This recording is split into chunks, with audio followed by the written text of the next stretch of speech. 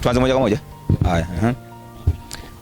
Ndugu watazamaji wa Bido TV pamoja na Dogo TV, leo tupo katika maeneo ya Nzuguni karibu na uwanja wa Mbuyuni, ambapo tumekuja kutembelea. Tunaona kuna vipaji vya watoto wa kike na watoto wadogo wakicheza hapa, lakini tayari tumeshakutana na wadau wetu au wenyeji wetu hapa ambao tunaweza tukawafanya nao mawasiliano. Labda kwa kwanza kwa majina. Tukianza kwa majina, unaitwa nani?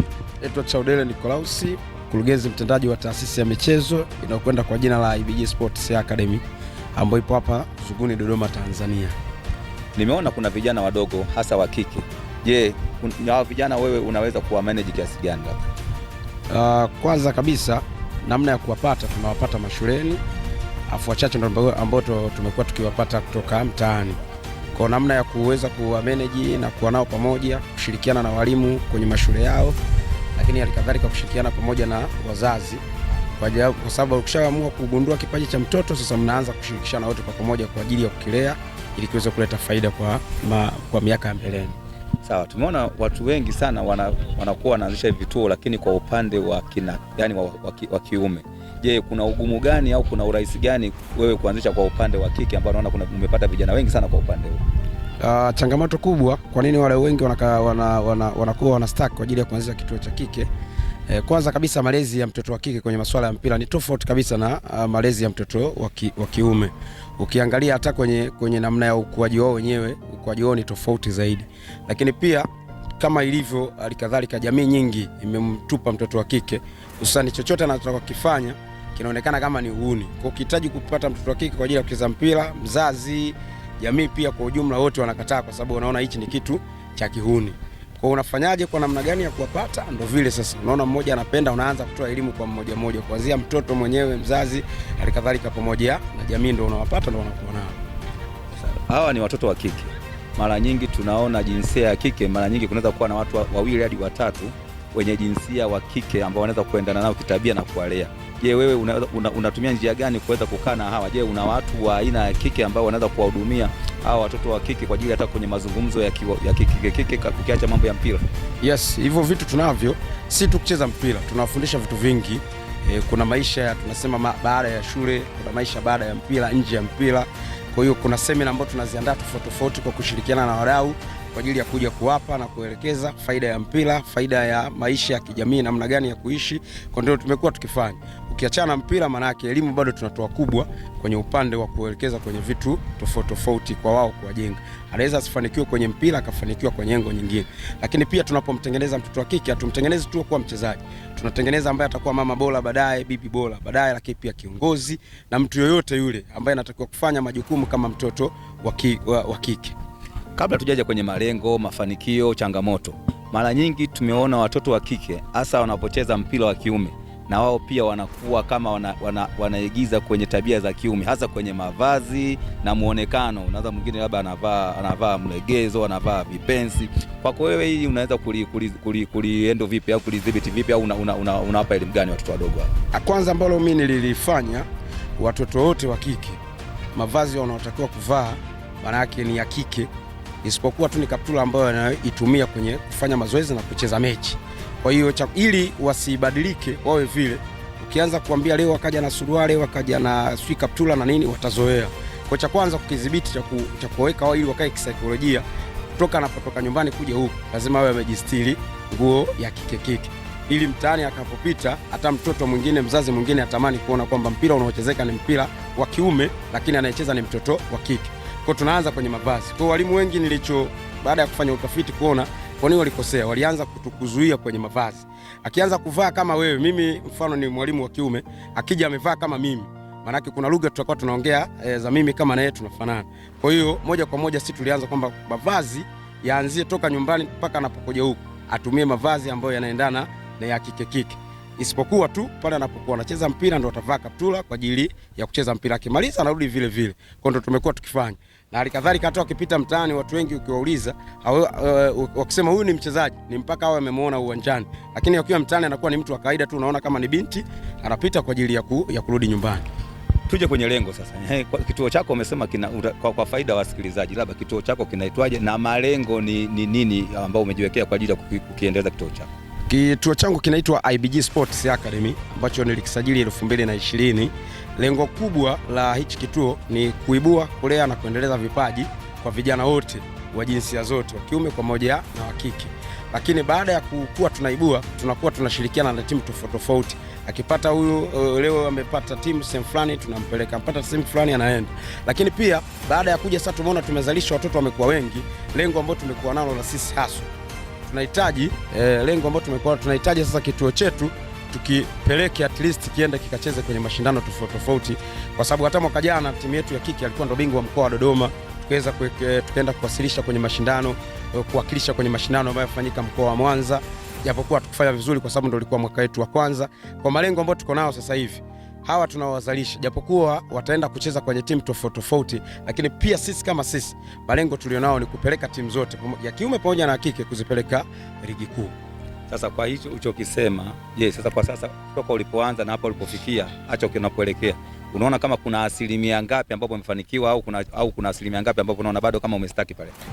Mafanikio yamekuwa makubwa ulinganisha na tulivyotoka, kwa sababu mpaka sasa tumeona mabinti ukienda Geita Queens tunaona mabinti watatu ambao wanacheza pale, tumewatengeneza sisi. Wakifika likizo wanarudi wanakuja kwetu. Lakini pia tunao wavulana, kwa mfano tunao mmoja yuko Simba under 20 pamoja na under 17. Tunao halikadhalika vijana watatu ambao wako Azam wanaenda na kurudi. Tunao vijana 4 ambao wako Morokits.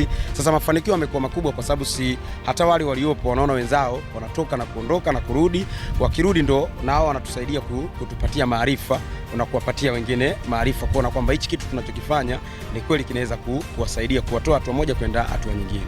Kuendesha kituo ni gharama sana. Unajua kabisa unachukua, kuna vifaa vya michezo, kuna vitu vingi, pengine walimu, sijajua kama kwenye upande wako labda ndio mwalimu mmoja na bezi na vitu vyote, kama kwenye fiziki yeye, tekniki yeye na kila kitu, au kwenye mambo mengine yote. Wewe sasa katika kituo chako labda kuna kitu gani ambacho unaona kama kinahitajika zaidi kukupa kama kampani au msaada ili kuendeleza zaidi? Yaani kiona maana kama unajitosheleza tu kwa mahitaji uliokuwa nayo, au kuna vitu zaidi vinatakiwa kwa ajili ya kuwasaidia watoto wa mbele? Kwa sababu ni kituo, ukianza kama kituo huwezi ukasema unamuita mdau aidha aje aweke udhamini, kwa sababu ni watoto wadogo. Kwa sababu mara nyingi unaangalia kwenye udhamini kuna masuala ya kubeti, kuna masuala yani tunasema kamaria kwa ujumla. Sasa ukimuita mdau akaja akadhamini na kati watoto wako chini ya miaka 17 kwenda chini, hicho kitu hakiruhusiwi. Kwa kitu ambacho tumekuwa tukikifanya sisi walimu tuko timu kama karibia watu 15. Sisi kama sisi tunashikana, lakini pia wazazi wamepata elimu sasa hivi. Ukimwambia nunue kiatu ananunua.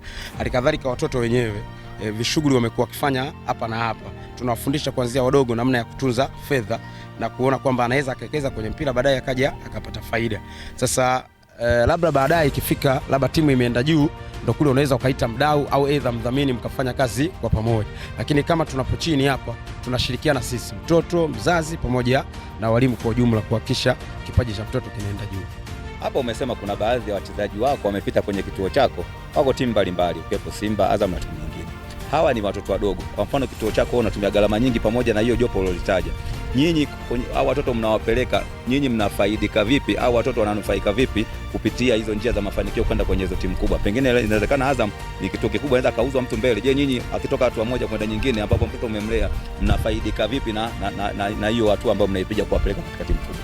Kwanza makubaliano tunaweka kisheria kuhakikisha kwamba kila sehemu atakapokuwa anakwenda na sisi tunakuwa wanufaika. Kuna faida wanazoziita grassroots, kwa maana sisi tuliomgundua chini. Kwa tukimchukua hapa akaingia Azam, mkataba ambao tunasaini nao sisi na wao, kwa sababu chini ya miaka 20 kwenda chini mtoto hataki kuwa na mkataba, ila tunaosaini ni sisi walezi au na wazazi, ila akifikisha miaka 20 ndio anaruhusiwa kuwa na mkataba wake yeye binafsi. Kwa tunachosaini ni kwamba kwa mfano ametoka Azam labda kwenda Simba, mkataba ambao ataenda pale, sisi kama sisi tunakuwa wanufaika. Kuna wengine tunakubaliana nao 50% kwa 50 kulingana na kile kinachopatikana, aidha wengine tunaosaini nao kwamba anaweza akatupa vifaa kwa awamu ya kwanza akamchukua, lakini popote atakapokuwa anakwenda sisi tutakuwa wanufaika kwa kuangalia asilimia, wengine 20%, wengine 30%, wengine 50 kwa 50, na kuna wengine kabisa wanaweza wakamchukua free popote atakapokuwa anakwenda. Manake kwenye gawio sisi tunakuwa labda na 80% kwa 20%. Hiyo vitu vyote vinafanyika kisheria kwa sababu fomu zote zipo, na kwa za TFF za Dorefa mkoa wa Dodoma, kupo na mwanasheria wako popote anapokuwa anakwenda. Manake kila sehemu anapokwenda mnaenda kimaandishi, kwa hakuna mtu ambaye anaweza kukudhulumu mtoto wako. Ndio ndivyo ambao tumekuwa tukifanya kwa miaka yote. Sasa labda tu kwa kumalizia, kuna jina umelitaja la kituo chako. Je, hilo jina ulilitaja hapo ulitaje tena na kirefu chake au lina maana gani? Na cha pili labda kwa kuuliza kwa kuendelea kuuliza tena kuuliza zaidi. Je, katika kituo chako hicho ambacho unakifundisha, mpira huu unaonekana ni mchezo labda pengine wa hatari muda mwingine. Wewe unashirikiana vipi na wazazi? Labda tuchukulie labda, je, watoto wote una taarifa na wazazi wao? Na kingine zaidi hapa kwa kuuliza zaidi, je, katika wazazi wana support vipi kwa kushirikiana na wewe kwa ajili ya kuendeleza watoto zao?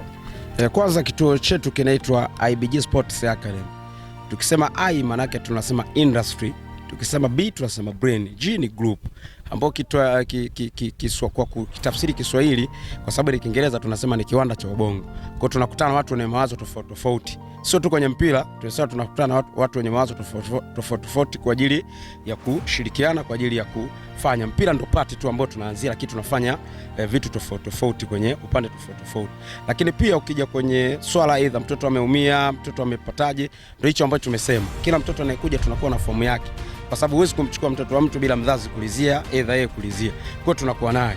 Imetokea kuna ajali ambazo zinatokea, tunasema kuna ajali ambazo sisi kama sisi kituo tunamalizana nazo sisi. Lakini kuna ile ajali ambayo inakuwa kubwa ambayo sisi hatuwezi kuafford gharama. Maana tunakuwa tunashirikiana sisi pamoja na wazazi kuhakikisha mtoto amepona, amerudi kwenye afya yake, kuendelea na mazoezi kama kawaida. Kwa mtoto ambaye anasikia au mzazi ambaye anasikia anataka amlete mtoto kwenye kituo chako, je, taratibu zikoje? Taratibu zetu sisi ni unachukua fomu ya kujiunga bure kabisa. Unachukua fomu bure kabisa, alafu baada ya hapo sasa ndio tunaanza kwanza kumwangalia mtoto ndani ya wiki 2. Tuangalie, je, ni kweli anapenda mpira au mzazi tu ametususia anataka kumleta kwenye kama ni sehemu ya kucheza, kwa sababu uweze ukasema kwamba alipe gharama.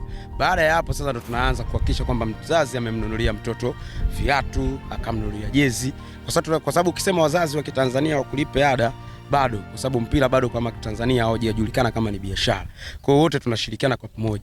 Mzazi leo anaweza asiwe na hela ya viatu, tukatoa sisi. Asiwe na hela ya jezi, tukatoa sisi. Kesho naye akipata anatoa. Kwa hiyo wote tunakuwa tunashirikiana kwenye upande wa malezi. Hatujaweka gharama moja kwa moja kwamba mtu atoe shilingi ngapi kwa ajili ya kujiunga. Pengine kuna kitu ambacho sijakuuliza. Je, wewe kuna kitu gani ambacho pengine unataka ukiseme pengine mimi sijakuuliza? Nafikiri kuhusu watoto wa kike. Niombe wadau pamoja na wazazi wa watoto wa kike, ukiona kama kuna mtoto yupo wasimwache akao kwa mtaani, kwa sababu mpira wa sasa hivi watoto wa kike imekuwa biashara kubwa kuliko hata ya kiume. Sasa wazazi wengi changamoto imekuwa kubwa kuzuia watoto wasicheze mpira. Mtoto unakuta kuna wengine mnakutana nao mashuleni anakuwa mzuri anaweza akacheza mpira, lakini baadaye ukamwambia sasa aje kwenye kituo kafuata na mzazi, kumekuwa na changamoto hiyo kubwa. Ndio hicho kitu ambacho mimi naomba wazazi, wakiona kuna mtoto yupo anaweza kucheza mpira, sisi tumkaribishe aje ili aweze kucheza mpira, aonyeshe kile tunacho, tumtengeneze, baadaye tutengeneze bidhaa ambayo tunaweza kuiuza ikatupa faida sisi wote, jamii, taifa kwa jumla, pamoja mtoto pamoja na mzazi pia. Kwa kumalizia basi, mawasiliano yako yanapatikanaje? Kwenye mitandao ya kijamii yote. Ukiandika mtu akiandika IBG Sports Academy anatupata. Lakini pia kuna simu pia unaweza ukatupata 0783277022 unaweza ukatupata. Lakini kwa dunia sasa hivi ni rahisi kuanzia kwenye Facebook, Instagram, Twitter pamoja na YouTube. Rahisi sana kutuona, ukatuangalia kwanza kule, halafu mwisho wa siku sasa ndio tunapatikana. Na huko kote ukituangalia unakuta na namba zetu zipo.